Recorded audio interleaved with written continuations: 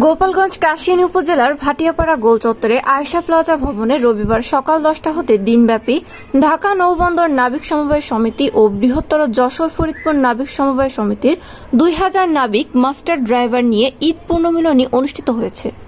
উক্ত অনুষ্ঠানে চাঁদপুরের জাহাজে 7 মার্ডারের শিকার হওয়া ব্যক্তিদের জন্য দোয়া ও মোনাজাত আয় আল্লাহ, মজলুম ভাবে তারা হত্যা হয়ে গেছে, মার্ডার হয়ে গেছে, আল্লাহ তাদেরকে আপনি মাফ করে দেন, তাদের শহীদি দরজায় জান্নাতি করে দেন, শহীদি মর্যাদায় জান্নাতি করে দেন।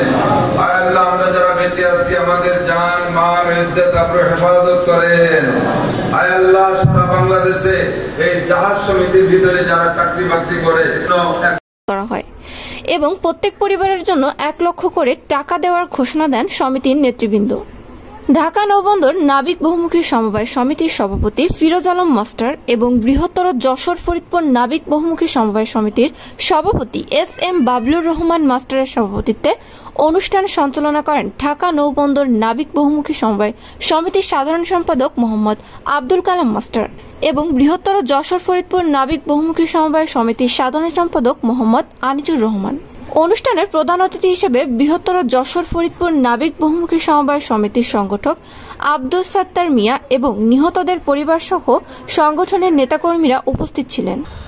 উক্ত অনুষ্ঠানের প্রধান আকর্ষণ ছিলেন মাওলানা মুফতি মোহাম্মদ নাসিরউদ্দিন, যিনি দোয়া ও মোনাজাত করেন। বিষয়গুলো আমরা কোরআন হাদিস পড়াশোনা করে এই বিষয়ে আমরা জানি কম বেশ। জাহাজ সম্পর্কে আপনারা জানেন, চিকিৎসা সম্পর্কে ডাক্তাররা জানে। আল্লাহ তাআলা প্রত্যেক বিষয়ে আলাদা মানুষ তৈরি করে রেখেছেন। ছোট্ট একটা কথা বলি, আমি অন্যদিকে যে কথা বলে শেষ করব।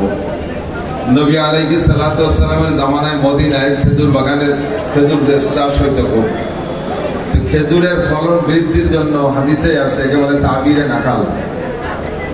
খেজুরের আমাদের দেশে যেমন 2 প্রকারের খেজুর গাছ, আরবে এরকম 2 প্রকার। আমরা বলি মদ্দা গাছ আর মায়া গাছ, চুমইরে গাছ আর খেজুরি গাছ 2 প্রকার আছে।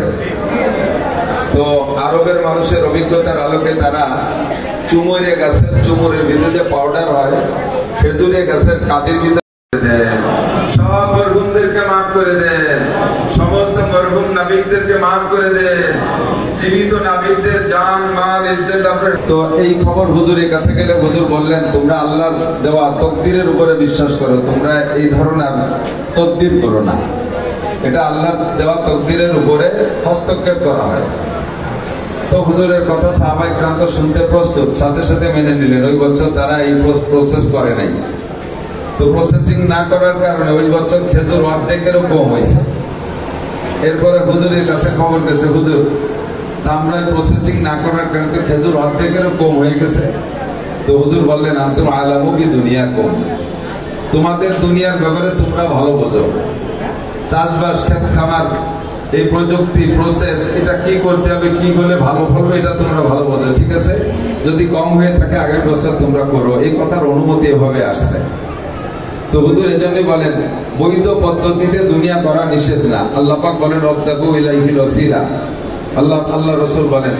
আর কুরআন শরীফের আয়াত, ওয়াইদা কুজিয়াতিস সালাত ফাইজা কুজিয়াতিস সালাত ফান্তাশিরু ফিল আরদি ওয়াবতাগু মিন ফাদলিল্লাহ। নামাজ পড়া হয়ে গেলে, ফরজ আদায় করা হয়ে গেলে মসজিদে বসে বসে অন্য কোনো দরবার করো না, তোমরা নেমে পড়ো, হালাল রুজি উপার্জন করো। হাদিসে আছে